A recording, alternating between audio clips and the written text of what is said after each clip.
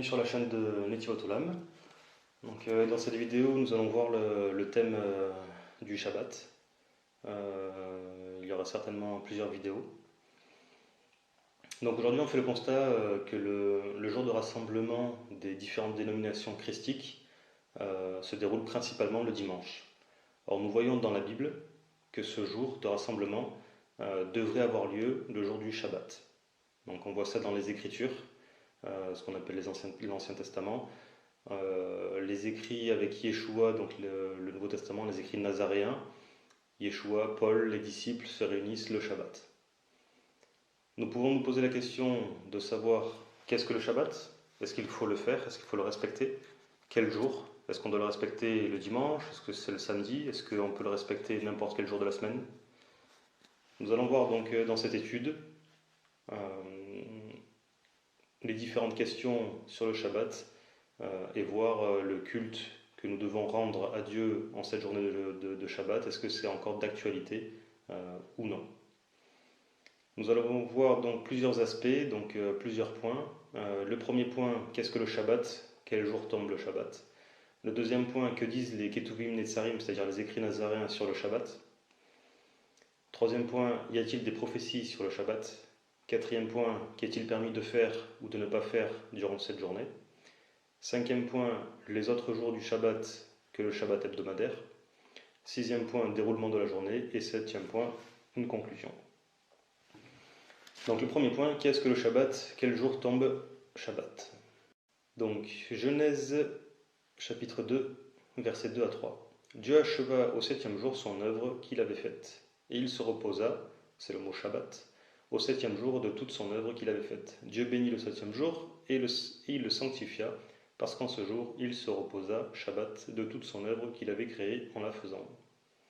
Donc le mot se reposer, Shabbat, en hébreu, Shabbat qui s'écrit avec un shin, un bet et un tav, signifie chômer, se reposer, cesser, s'abstenir.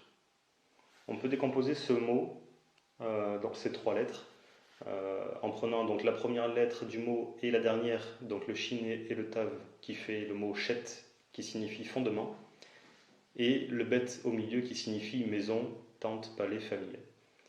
Donc le Shabbat est le fondement de la maison, donc du couple, de la famille, c'est le berceau de la vie. On peut également décomposer ce mot Shabbat avec les deux dernières lettres du mot, donc le bet et le tav, qui signifie bat, fille, jeune fille, postérité féminine, femme, et le shin qui est dans puissance, chair, feu, transformation de la matière en esprit. Donc le Shabbat, c'est un feu purificateur de la fille, c'est la transformation de la fille, de la femme, en femme spirituelle. Transformation donc de la femme charnelle, corporelle, en une femme spirituelle. La fiancée qui est normalement l'assemblée, le fiancé qui est le Mashiach, qui est Yeshua. Le Mashiach prendra une femme qui est spirituelle, donc une assemblée qui se sera élevée par le Shabbat, celle qui respecte le Shabbat. Matthieu 12, verset 8, car le Fils de l'homme est maître du Shabbat. Donc forcément, Yeshua est le maître du Shabbat et la fiancée respecte le Shabbat. Sinon, elle est non soumise à l'autorité du maître. Donc le Mashiach se mariera bien avec la fiancée qui respecte le Shabbat. C'est que par le Shabbat que l'assemblée corporelle va pouvoir s'élever spirituellement et devenir la fiancée. Exode 20, verset 8, nous lisons « Souviens-toi du jour du repos, donc du Shabbat, pour le sanctifier. Tu travailleras 6 jours et tu feras tout ton ouvrage, mais le septième jour est le jour du repos, du Shabbat, de l'Éternel ton Dieu.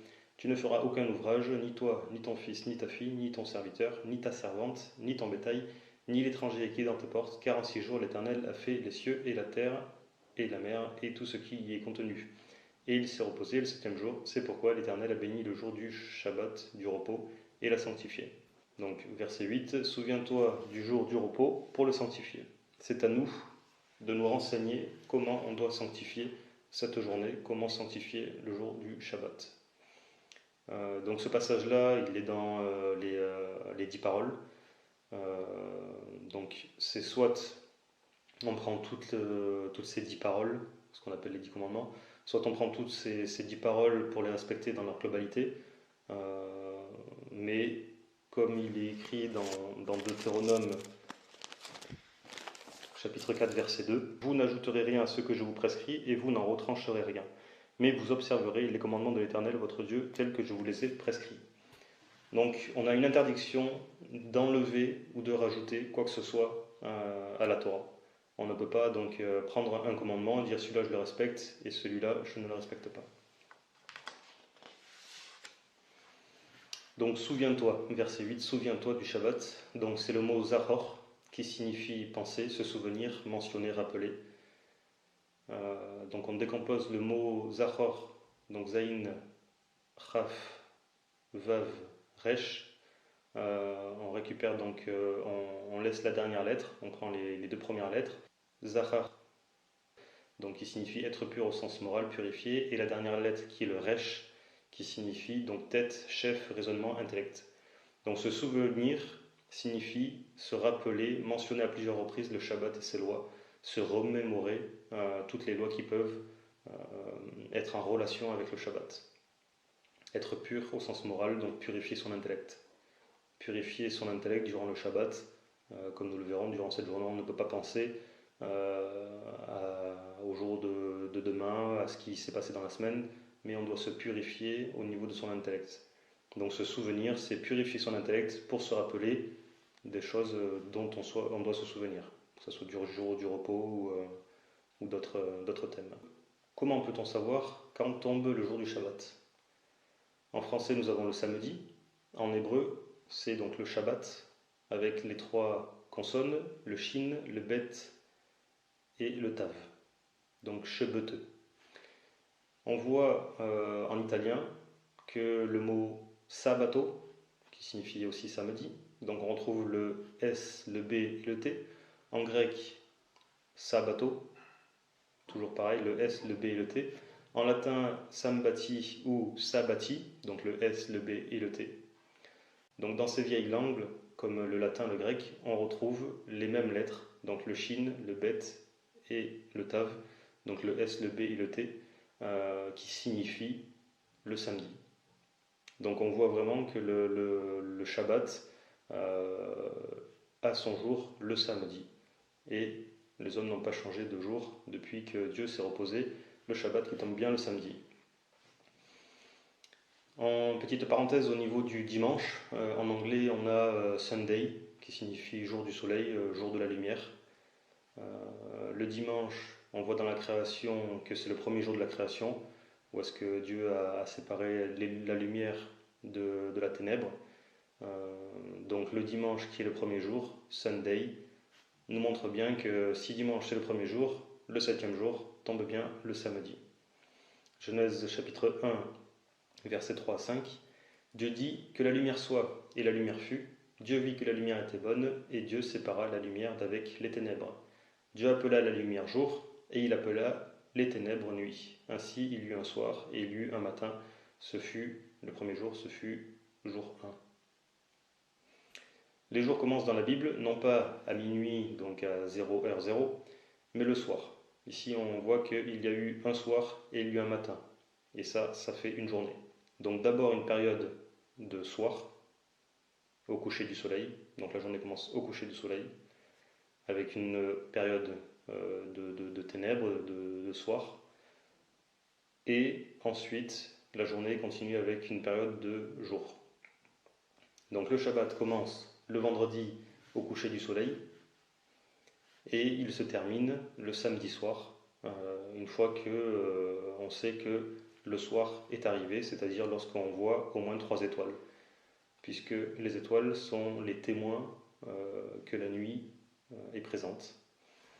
On voit donc 2-3 étoiles, on voit dans Deutéronome chapitre 19 verset 15 qu'un seul témoin ne suffira pas contre un homme pour constater un crime ou un péché, quel qu'il soit.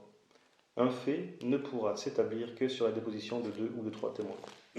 Donc, un fait pour déclarer que la nuit est présente, ne pourra s'établir que sur 2, 3 témoins, c'est-à-dire 2, 3 étoiles. C'est également dans la tradition orale ce moyen-là qui est utilisé pour définir si la nuit est présente. Le mot soir en hébreu, donc dans Genèse au chapitre 1, verset 5, le soir c'est le mot Erev. Erev qui signifie soir, association, alliance, mélange. Donc le soir, en tout cas cette journée, commence par un mélange. Ce mélange-là, c'est pas forcément la nuit, puisque la nuit n'est plus mélangée, mais c'est une période où est-ce qu'il fait encore un peu jour et un peu sombre. Donc vraiment à partir du coucher du soleil.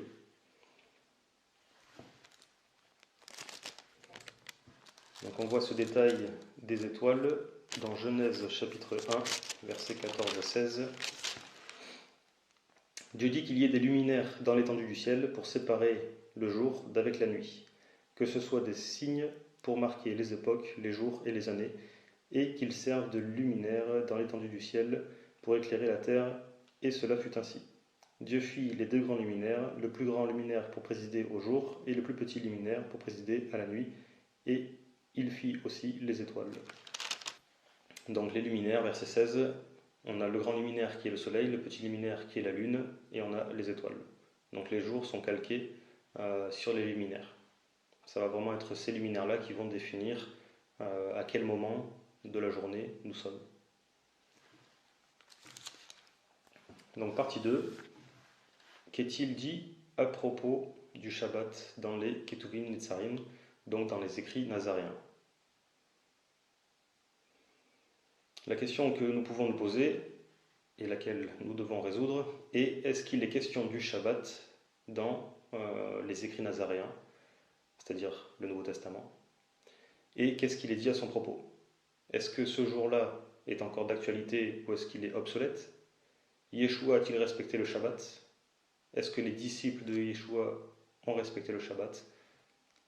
C'est ces questions qu'il faut se poser et que nous allons voir. Donc le premier point, donc les guérisons et les délivrances le jour du Shabbat. Donc Matthieu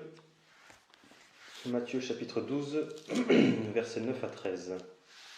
Étant parti de là, Yeshua entra dans la synagogue, et voici, il s'y trouvait un homme qui avait la main sèche. Ils demandèrent à Yeshua: est-il permis de faire une guérison les jours de Shabbat? C'était afin de pouvoir l'accuser. Il leur répondit: lequel d'entre vous, s'il n'a qu'une brebis, et qu'elle tombe dans une fosse le jour du Shabbat, ne la saisira pour l'en retirer? Combien un homme ne vaut-il pas plus qu'une brebis? Il est donc permis de faire du bien le jour de Shabbat. Alors, il dit à l'homme: étends ta main. Il l'étendit, et elle devint saine comme l'autre.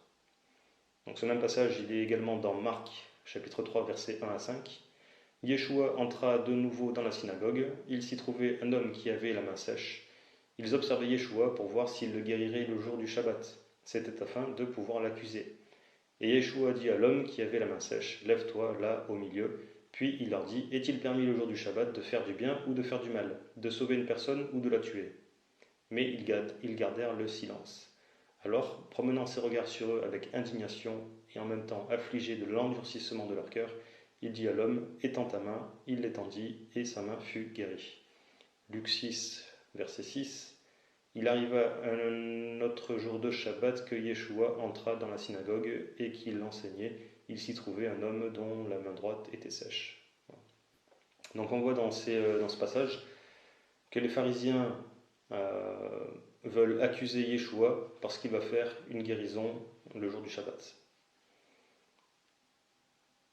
Donc les pharisiens de cette partie, nous allons voir donc entre la Galilée et la Judée que la vision sur la guérison du Shabbat est différente. Mais là, ici, les pharisiens voient la guérison comme un travail. Et ils veulent provoquer Yeshua, lui tendre un piège pour l'accuser. Yeshua compare ce passage donc avec une brebis. Si quelqu'un a une seule brebis et qu'elle tombe dans une fosse le jour du Shabbat, est-ce qu'il ne va pas aller la chercher et la retirer de cette fosse? Bien sûr que oui. Donc de la même façon, une personne qui est qui est malade ou qui a la main sèche, ici, peut être guéri, peut être délivré. On peut délivrer une brebis, mais on n'aurait pas le droit de délivrer un homme. Donc Yeshua montre un petit peu la comparaison en disant que délivrer le jour du Shabbat est quelque chose de possible et qui ne transgresse pas le Shabbat. Lorsqu'il est nécessaire d'agir, il est possible de guérir un Shabbat, de délivrer une personne durant cette journée sans enfreindre le Shabbat. Un autre passage, Luc chapitre 4 versets 31 à 37. Il descendit à Capernaum, ville de la Galilée, et il enseignait le jour du Shabbat. On était frappé de sa doctrine, car il parlait avec autorité. Il se trouva dans la synagogue un homme qui avait un esprit de démon impur, et qui s'écria d'une voix forte, « Ah, qu'y a-t-il entre nous et toi, Yeshua de Nazareth? Tu es venu pour nous perdre. Je sais qui tu es, le Saint de Dieu. » Yeshua le menaça, disant, « Tais-toi et sors de cet homme. » Et le démon le jeta au milieu de l'assemblée et sortit de lui, sans lui faire aucun mal. Tous furent saisis de stupeur, et ils se disaient les uns aux autres, « Quelle est cette parole? Quelle est cette parole ?» Il commande avec autorité et puissance aux esprits impurs, et ils sortent. Et sa renommée se répandit dans tous les lieux d'alentour. Donc ici, on voit qu'il y a une délivrance qui est opérée le jour du Shabbat, et personne ne dit rien à Yeshua. Personne ne lui dit « tu as transgressé le Shabbat ». Donc en Galilée, guérir ou délivrer est quelque chose de permis, alors que dans la Judée, comme nous l'avons vu, c'est vu comme un travail et donc comme une transgression du Shabbat.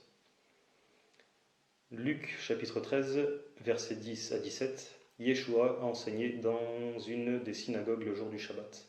Et voici, il y avait là une femme possédée d'un esprit qui la rendait infirme depuis 18 ans. Elle était courbée et ne pouvait pas du tout se redresser.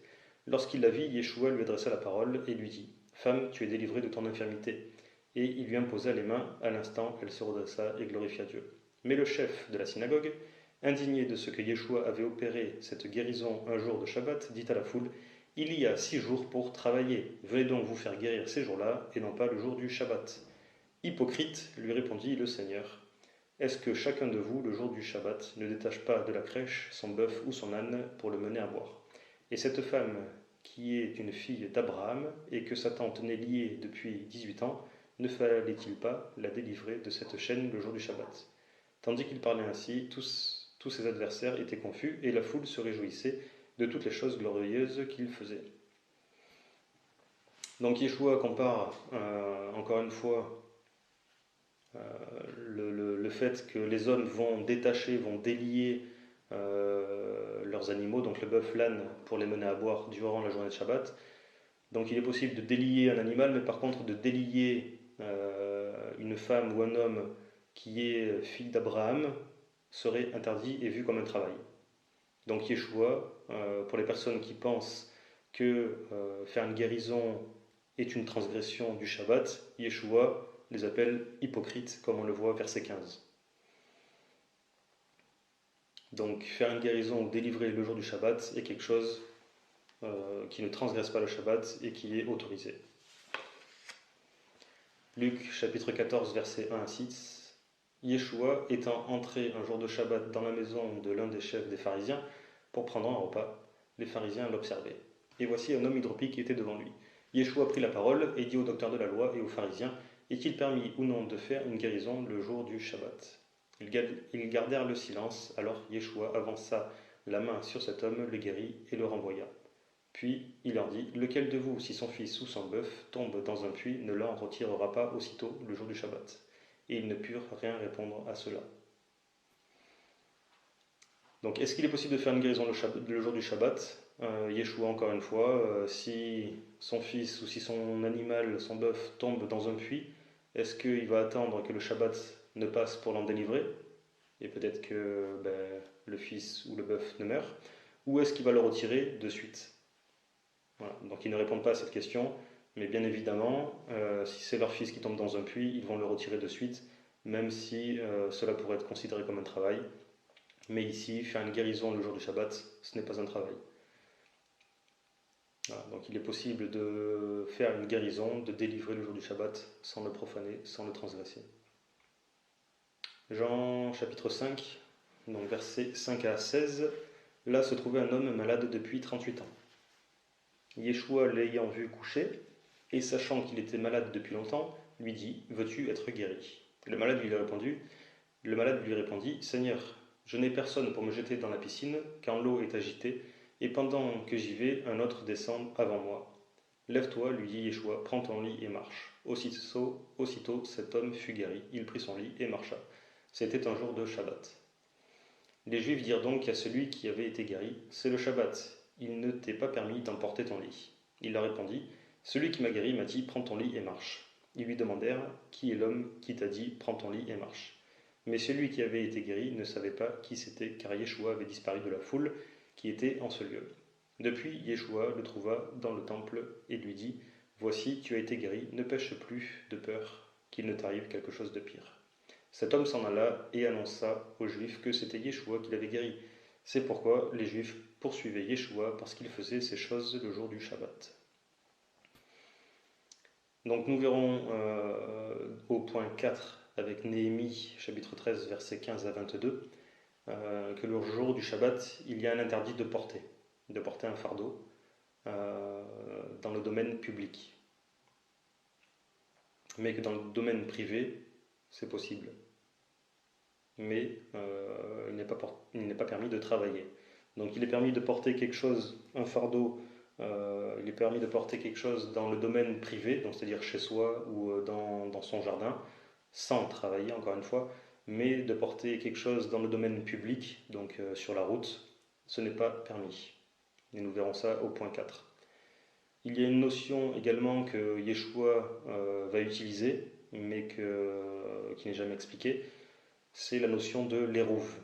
Donc l'érouve, c'est un moyen d'étendre le domaine privé, donc de permettre que, au-delà, en plus de chez soi qui est un domaine privé, de pouvoir étendre ce domaine privé, toute la ville par exemple, voilà, et de faire que toute la ville devienne un domaine privé, alors que normalement c'est public. Mais il faut, selon la tradition de l'époque et selon la tradition orale, il faut que cette limite soit déterminée, soit physique. Donc ici nous nous trouvons à Jérusalem. La muraille de Jérusalem forme une délimitation de l'érouve. Donc la rue qui normalement est publique devient privée parce que la muraille entoure donc toute la ville et donc tout ce qui est à l'intérieur de la muraille est considéré comme un domaine privé. Donc il est possible de porter quelque chose, toujours sans travailler. Voilà. Donc Yeshua qui connaît les traditions de l'époque utilise ces traditions-là, utilise cette loi qui est valable, mais les pharisiens et les juifs de l'époque ne veulent pas utiliser cette loi-là. Donc Yeshua connaît la tradition orale et il la respecte. Et il s'appuie même dessus. Si l'on regarde bien, donc dans Matthieu 5, versets 34-35, on voit ni par Jérusalem parce que c'est la ville du grand roi. Donc Jérusalem ici, on voit que c'est la ville du grand roi, c'est-à-dire c'est la ville de Yeshua. Donc Jérusalem, c'est son domaine privé. Psaume 48, verset 3, belle est la colline, joie de toute la terre, la montagne de Sion, le côté septentrional, c'est la ville du grand roi. Donc Jérusalem, c'est la ville du grand roi, c'est son domaine privé, et à l'intérieur, si on est à l'intérieur, c'est qu'il nous a invités, c'est qu'il nous a autorisés, et on peut profiter des règles qui s'appliquent au domaine privé.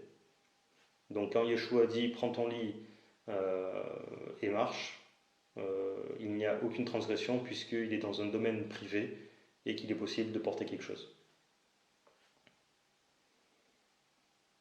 De la même façon que dans une maison, je peux très bien prendre mon livre et le passer d'une pièce à une autre sans me rendre coupable, ou prendre une chaise parce que j'ai des invités, la passer d'une pièce à une autre sans me rendre coupable. De la même façon ici, puisque le domaine privé a été étendu à toute la ville, il est possible de porter son lit pour rentrer chez soi ou voilà, sans travailler. Donc c'est autorisé. Jean chapitre 5, versets 17 à 18. Mais Yeshua leur répondit, mon Père agit jusqu'à présent, moi aussi j'agis. À cause de cela, les Juifs cherchaient encore plus à le faire mourir, non seulement parce qu'il violait le Shabbat, mais parce qu'il appelait Dieu son propre Père, se faisant lui-même égal à Dieu. Donc là, c'est la suite du passage avec le paralytique qui prend son lit. Yeshua dit que son père agit et que lui aussi, en tant que fils, agit. Voilà. Et donc les Juifs ne sont pas contents, veulent le faire mourir parce qu'il se prend pour le Fils de Dieu, puisqu'il appelle Dieu son Père, et qu'il viole le Shabbat selon leur compréhension, encore une fois, puisque nous avons vu qu'il n'y a pas de transgression du Shabbat.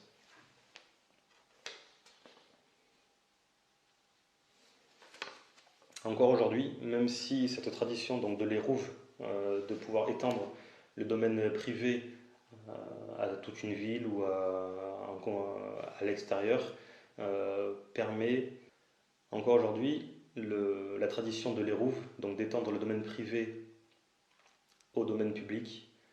C'est quelque chose qui est valable, mais que les Juifs ne vont pas se servir parce qu'ils veulent mieux faire. Pour eux, il n'est pas possible de porter les téphilines le jour du Shabbat parce que ça va être considéré comme de porter ou si on a envie de les enlever, on va devoir les ramener dans la main à la maison et c'est porté. Mais par contre, il pourrait très bien le faire dans l'enceinte de Jérusalem, où est-ce qu'il y a toute une muraille. Il pourrait très bien le faire, mais parce que ils veulent mieux faire, ils ne vont pas s'appuyer sur cette tradition. Mais cette tradition, elle est valable, mais par exigence facultative de mieux faire, qui est donc les Khumrot, ils ne veulent pas se servir de cette tradition. Jean chapitre 7, verset 16, Yeshua nous dit, Yeshua leur répondit, ma doctrine n'est pas de moi, mais de celui qui m'a envoyé. Donc la doctrine de Yeshua, c'est pas lui qui l'a créée, c'est pas lui qui l'invente, mais elle vient de celui qui l'a envoyé, c'est-à-dire de Dieu lui-même. De la même façon que la Torah vient de Dieu lui-même, ici la doctrine c'est la même. Versets 22-24, Moshe vous a donné la circoncision, non qu'elle vienne de Moshe, car elle vient des patriarches, et vous circoncisez un homme le jour du Shabbat. Si un homme reçoit la circoncision le jour du Shabbat, afin que la loi de Moshe ne soit pas violée, pourquoi vous irritez-vous contre moi de ce que j'ai guéri un homme tout entier le jour du Shabbat? Ne jugez pas selon l'apparence, mais jugez selon la justice. Donc on voit ici qu'il est permis le jour du Shabbat de pratiquer la circoncision. Concrètement, la circoncision, c'est de couper, alors que couper est une action qui est interdite le jour du Shabbat. Nous le verrons par la suite. Mais comme il y a le commandement qui est le 8e jour, vous circoncirez tout mâle, donc le 8e jour est supérieur au 7e jour qui est le Shabbat. Donc le 8e jour qui a ce côté spirituel et qui a ce côté d'alliance est au-delà, est au-dessus, est supérieur au 7e jour qui est le Shabbat.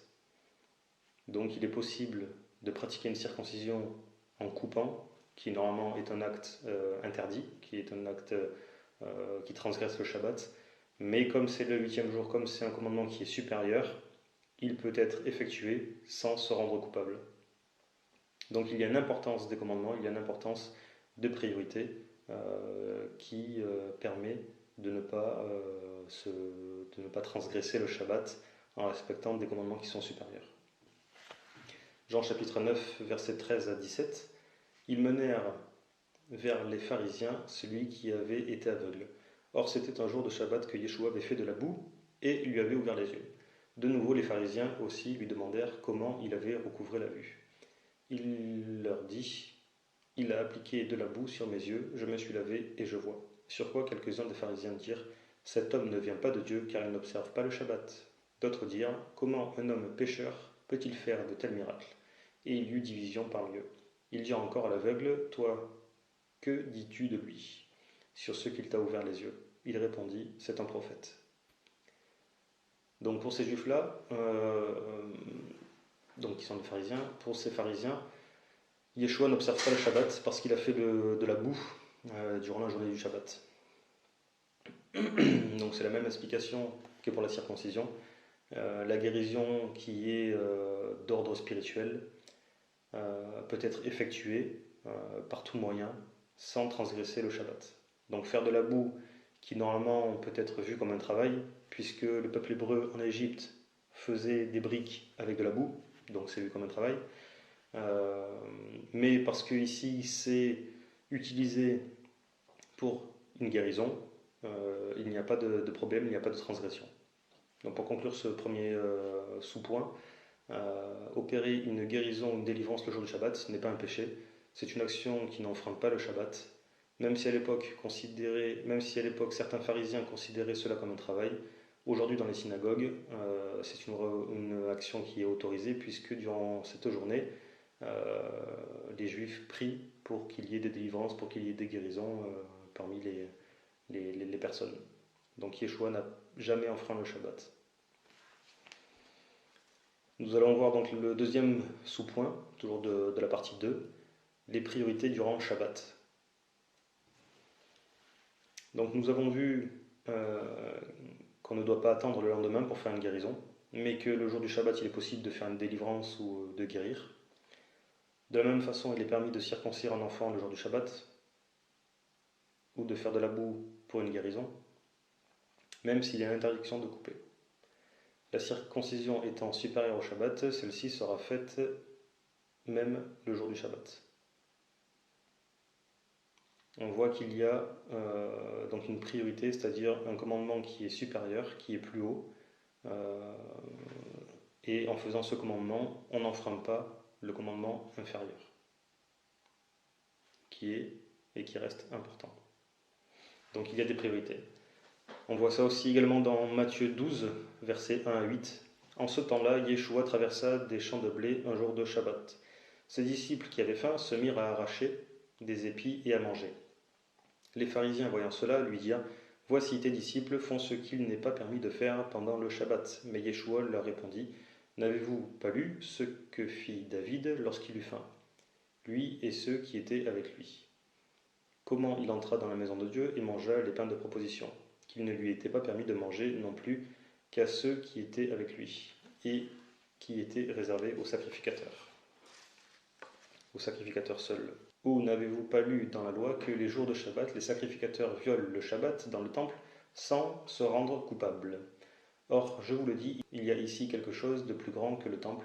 Si vous saviez ce que signifie « je prends plaisir à la miséricorde et non au sacrifice », vous n'auriez pas condamné des innocents, car le Fils de l'homme est maître du Shabbat. Marc, chapitre 2, versets 23 et 27-28. Il arriva un jour de Shabbat que Yeshua traversa des champs de blé. Ses disciples, chemin faisant, se mirent à arracher des épis. Verset 27. Puis il leur dit : le Shabbat a été fait pour l'homme et non l'homme pour le Shabbat, de sorte que le Fils de l'homme est maître même du Shabbat. Luc 6, 1 à 5. Il arriva un jour de Shabbat appelé second premier que Yeshua traversait des champs de blé. Ses disciples arrachaient des épis et les mangeaient après les avoir froissés dans leurs mains. Donc il y a en effet un interdit de ne pas moissonner durant le jour du Shabbat. Exode 34, verset 21. Tu travailleras 6 jours et tu te reposeras le 7e jour. Tu te reposeras même au temps du labourage et de la moisson. Donc on voit dans le passage de Matthieu que Yeshua, donc déjà il dit vous n'auriez pas condamné les innocents, verset 7. Donc les disciples sont innocents. Ils ont fait quelque chose qui, en effet,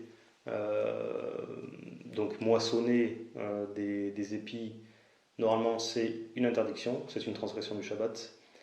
Mais parce qu'ils sont au service de quelque chose qui est plus grand que le Shabbat, ils ne se rendent pas coupables. De la même façon que les sacrificateurs violent le Shabbat dans le temple sans se rendre coupables.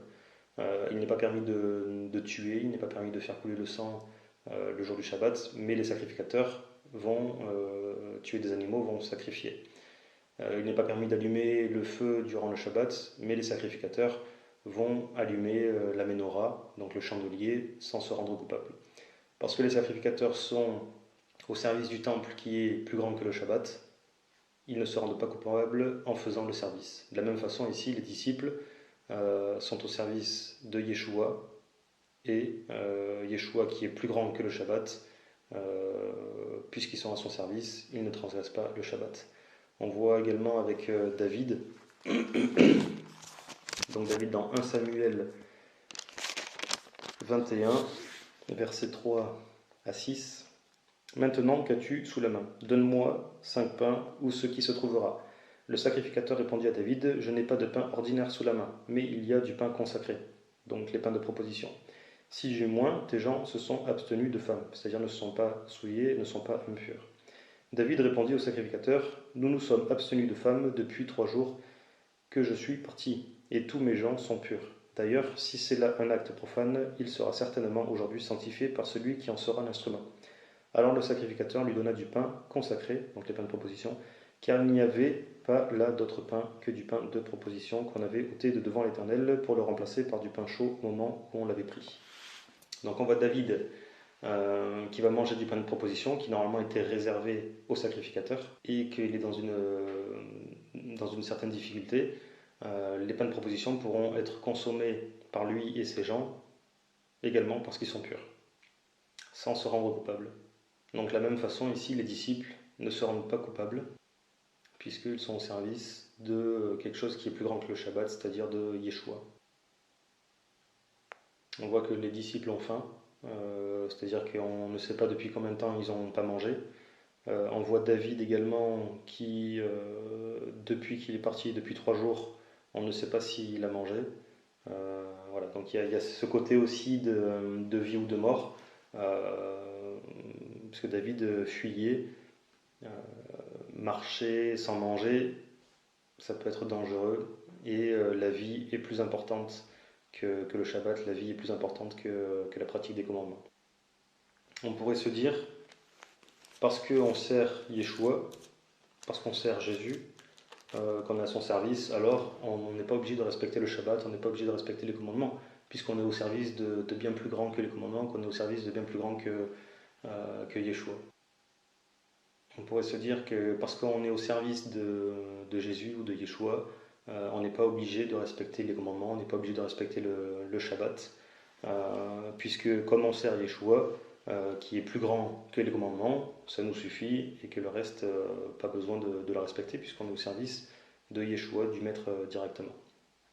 Mais Yeshua dira, Marc chapitre 2, versets 19 à 20, Yeshua leur répondit, les amis de l'époux peuvent-ils jeûner pendant que l'époux est avec eux? Donc Yeshua pose la question, les amis de l'époux, c'est-à-dire les disciples, est-ce qu'ils peuvent jeûner pendant que l'époux, c'est-à-dire pendant que Yeshua est présent sur terre avec eux? Aussi longtemps qu'ils ont avec eux l'époux, ils ne peuvent jeûner. Donc aussi longtemps que l'époux, c'est-à-dire Yeshua, est présent sur terre avec les disciples, ils ne peuvent pas jeûner. Parce qu'on ne va pas, les disciples ne vont pas, en jeûnant, s'affliger, s'attrister, alors qu'il y a un sujet de joie qui est l'époux, qui est présent.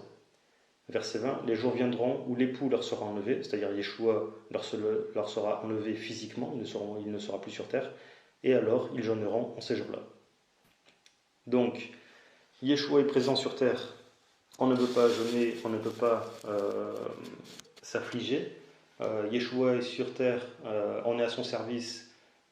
Certaines priorités, certains commandements que l'on va transgresser ne vont pas nous rendre coupables parce qu'on est au service de bien plus grand que ces commandements-là. Mais le jour où Yeshua remontera, donc ce qui est le cas de nos jours, nous devons respecter les commandements et ne pas trouver de pirouettes pour dire que puisqu'on est au service de Jésus, on n'a pas à respecter les commandements.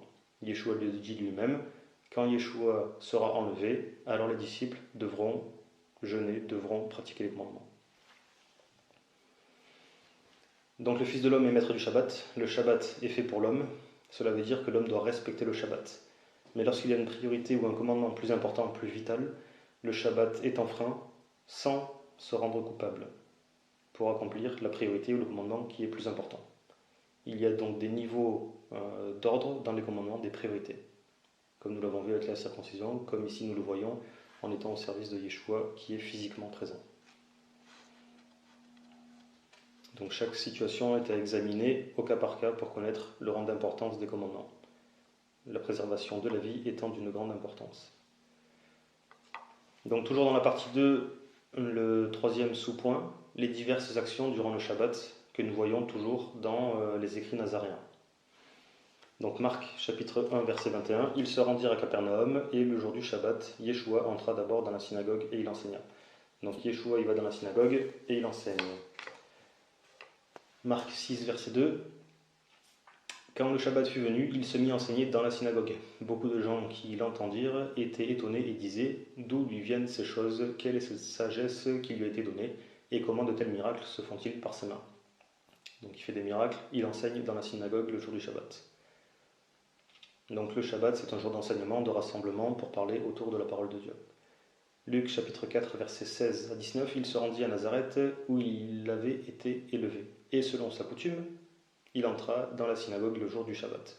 Il se leva pour faire la lecture et on lui remit le livre du prophète Ésaïe. L'ayant déroulé, il trouva l'endroit où il était écrit « L'Esprit du Seigneur est sur moi parce qu'il m'a oint pour annoncer une bonne nouvelle aux pauvres. Il m'a envoyé pour guérir ceux qui ont le cœur brisé, pour proclamer aux captifs la délivrance et aux aveugles le recouvrement de la vue, pour renvoyer libres les opprimés, pour publier une année de grâce du Seigneur. » Donc ici on voit que Yeshua, selon sa coutume, va dans une synagogue le jour du Shabbat, qu'il fait la lecture du prophète.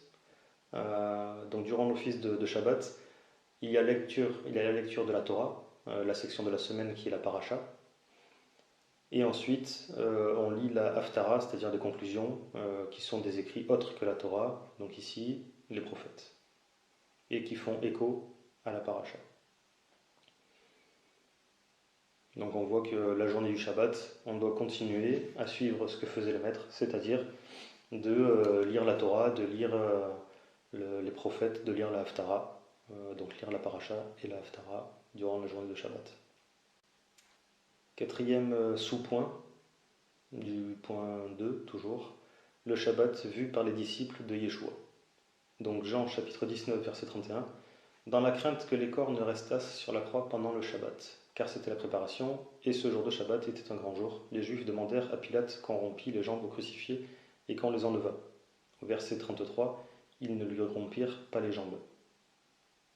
Bien noter cette information. Deutéronome 21, 22, 23.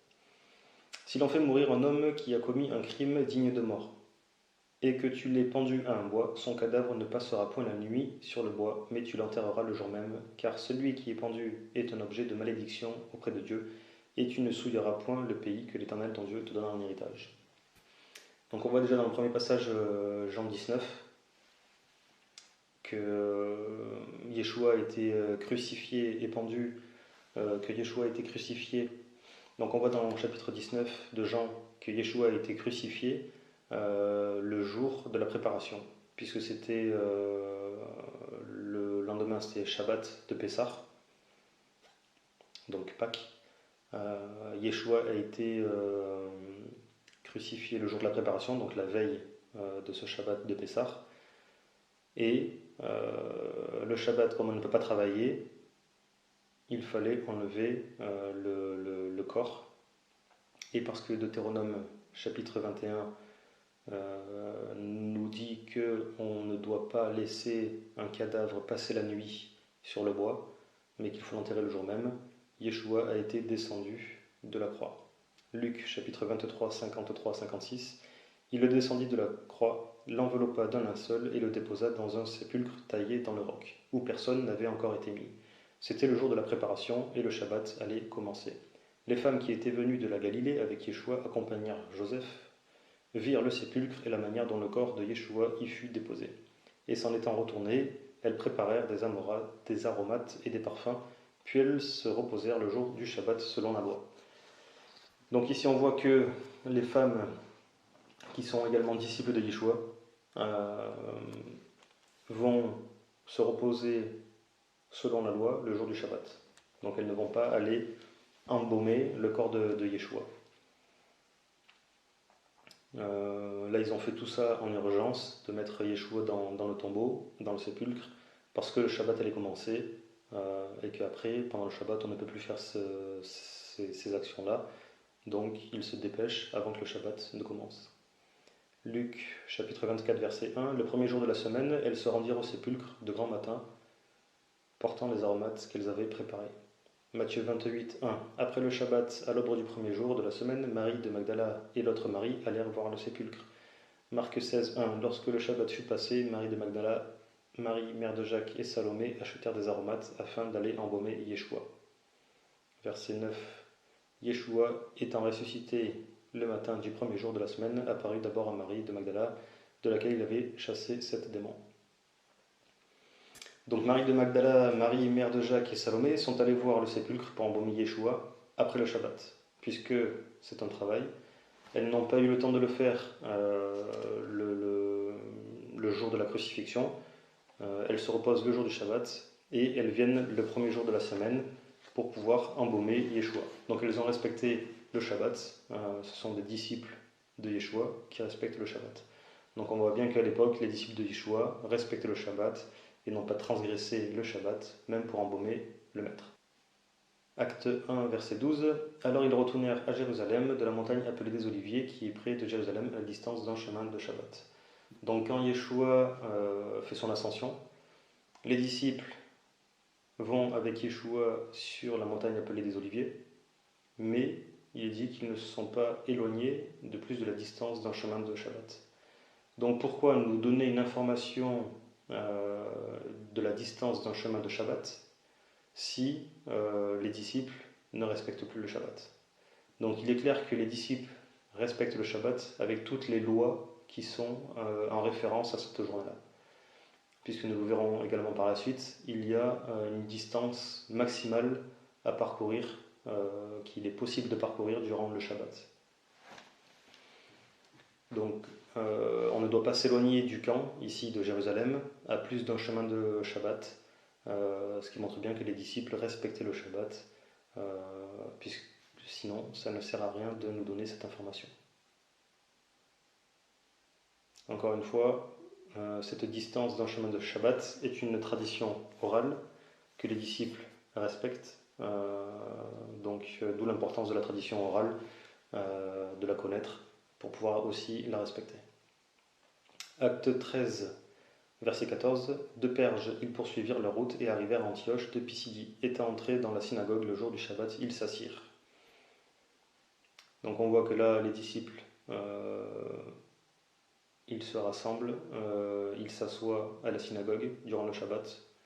Acte 13, verset 27. Car les habitants de Jérusalem et leurs chefs ont méconnu Yeshua, et en le condamnant, ils ont accompli les paroles des prophètes qui se lisent chaque Shabbat. Donc ici, on voit également que la Torah et la Haftara, donc les prophètes, sont lus chaque Shabbat. Acte 13, versets 42-44. Lorsqu'ils sortirent, on les pria de parler le Shabbat suivant sur les mêmes choses. Et à l'issue de l'assemblée, beaucoup de juifs et de prosélytes pieux suivirent Paul et Barnabas, qui s'entretinrent avec eux et les exhortèrent à rester attachés à la grâce de Dieu. Le Shabbat suivant, presque toute la ville se rassembla pour entendre la parole de Dieu. Donc on voit que Paul et Barnabas vont parler dans la synagogue pour entendre la parole de Dieu, donc la Torah, puisqu'à l'époque la parole de Dieu c'est la Torah. Toute la ville se rassemble et voilà. Et donc ils convertissent, ils font des conversions durant le Shabbat directement dans la synagogue. Acte 15, versets 19 à 21. C'est pourquoi je suis d'avis qu'on ne crée pas de difficulté à ceux des païens qui se convertissent à Dieu, mais qu'on leur écrive de s'abstenir des souillures des idoles, de l'impudicité des animaux étouffés et du sang.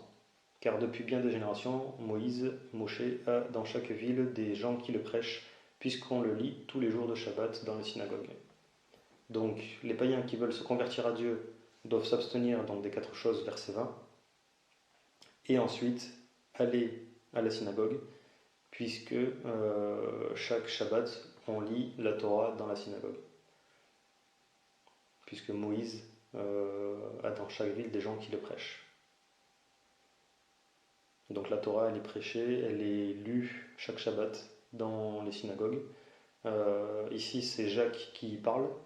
On voit également dans Jacques, chapitre 1, à partir du verset 22 jusqu'à 25, « Mettez en pratique la parole et ne vous bornez pas à l'écouter en vous trompant vous-même par de faux raisonnements. » Donc déjà, on voit que si Jacques dit à ces païens qui se convertissent à Dieu d'aller écouter la Torah qui est prêchée, qui est lue chaque Shabbat dans les synagogues, ce n'est pas juste pour l'écouter sans rien en faire, mais c'est pour la mettre en pratique.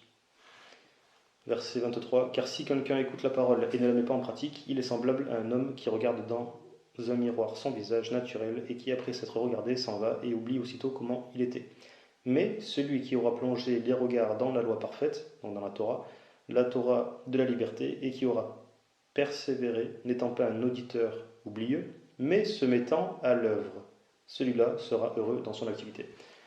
Donc Jacques nous dit d'aller écouter la Torah et de la mettre en pratique, de ne pas être un auditeur oublieux. Donc Jacques nous dit de se mettre à l'œuvre. Donc on commence par ces 4 commandements. Pour les païens qui veulent se convertir à Dieu, de commencer par ces 4 groupes de commandements.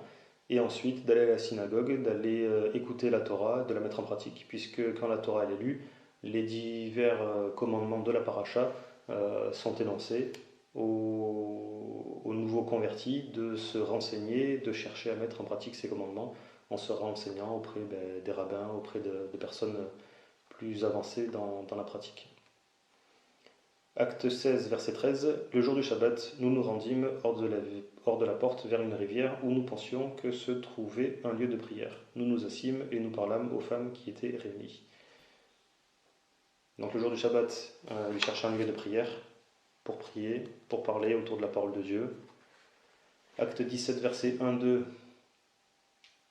Paul et Silas passèrent par Amphipolis et Apollonie, et ils arrivèrent à Thessalonique, où les Juifs avaient une synagogue. Paul y entra, selon sa coutume, pendant 3 Shabbatot.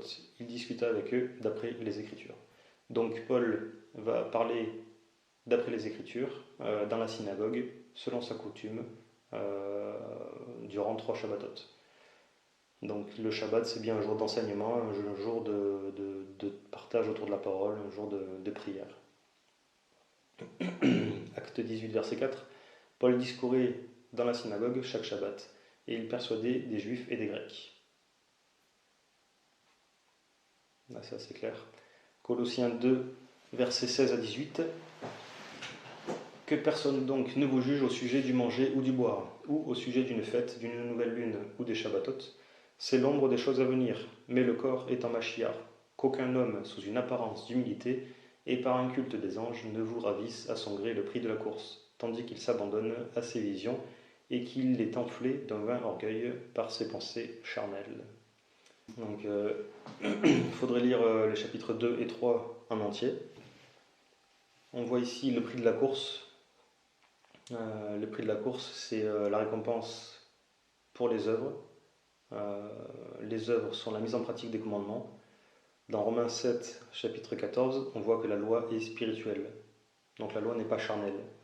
Ici, on voit que, verset 18, qu'aucun homme, sous une apparence d'humilité et par un culte des anges, ne vous ravisse à son gré, le prix de la course.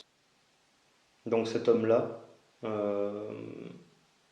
dit clairement de ne plus faire les commandements. Alors que Paul nous exhorte à ne pas nous laisser juger, donc au sujet du manger, au sujet du boire, au niveau des fêtes, des Shabbats et des nouvelles lunes, et de tout faire pour garder ce prix de la course, qui est la récompense selon les œuvres. Donc qu'aucun homme ne vous ravisse, ne vous vole le prix de la course, revient à ce que personne ne vous dise de cesser de pratiquer les commandements. Ce genre de discours pousse les hommes et les femmes à ne plus rien faire, à ne plus rien pratiquer, et leur récompense qui est selon les œuvres disparaît. Donc attention aux beaux discours qui, sous une apparence d'humilité, par un culte des anges, nous disent de ne plus rien pratiquer. Les faux docteurs et les faux prophètes ne sont pas à l'extérieur de la bergerie, mais depuis le temps, ils ont leur propre bergerie. Donc à méditer fortement au sujet de ce passage, des personnes qui peuvent nous empêcher d'aller jusqu'au bout de la course, en nous empêchant de nous sanctifier, en nous disant « il n'y a plus rien à faire ». La suite du passage, Colossiens 2, versets 21 à 23, « Ne prends pas, ne goûte pas, ne touche pas ». Préceptes qui tous deviennent pernicieux par l'abus et qui ne sont fondés que sur les ordonnances et les doctrines des hommes. Ils ont à la vérité une apparence de sagesse en ce qu'ils indiquent un culte volontaire de l'humilité et le mépris du corps. Mais ils sont sans aucun mérite et contribuent à la satisfaction de la chair. Donc Chouraki, dans sa Bible, commente que Paul parle de personnes qui imposent aux convertis un ascétisme exagéré ou la quête d'une philosophie d'essence païenne. Donc on a aussi l'exemple, par exemple, de ne pas manger de viande cuite avec du lait, puisque normalement il y a un commandement qui dit de ne pas manger le chevreau avec le lait de sa mère. Mais par exemple, il va y avoir l'interdiction de ne pas manger du poulet avec du lait. Donc ça a une apparence de sagesse, mais ça ne sert qu'à satisfaire la chair. Ce sont des règles, des doctrines des hommes, comme c'est dit au verset 22.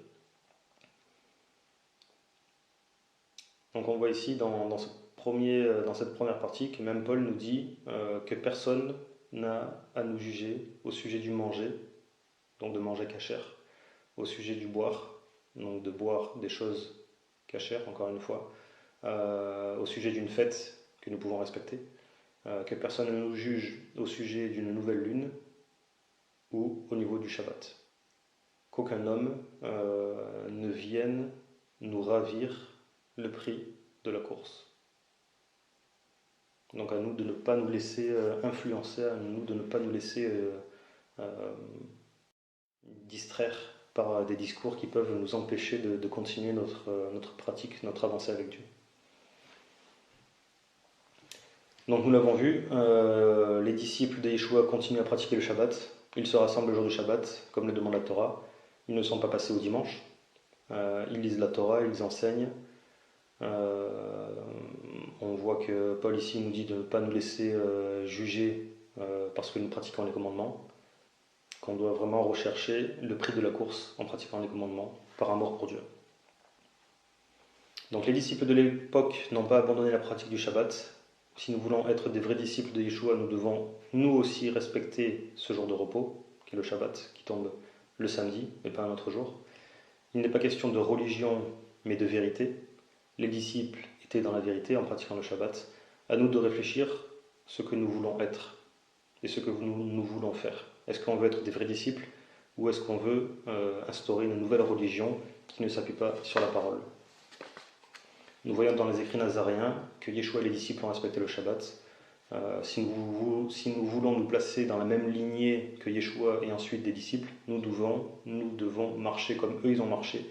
Nous devons nous identifier à eux et respecter le jour du Shabbat. Nous ne devons pas choisir, ce n'est pas à nous de choisir ce que nous devons ou nous ne devons pas faire. Mais nous devons prendre la parole comme elle est et de la respecter comme elle est. À nous de prendre conscience du Shabbat, à nous de prendre conscience du respect que nous devons au Shabbat, que le Shabbat a continué à être observé par les disciples, et à nous de choisir où nous voulons nous situer, soit dans la lignée de Yeshua et des disciples, soit de créer une nouvelle religion. En tout cas, l'objectif c'est de revenir à la vérité et de continuer dans la même lignée que les disciples. Donc là nous avons fini la partie 2. Nous verrons également la suite dans une autre vidéo, donc la partie 3, dans une prochaine vidéo. Shalom.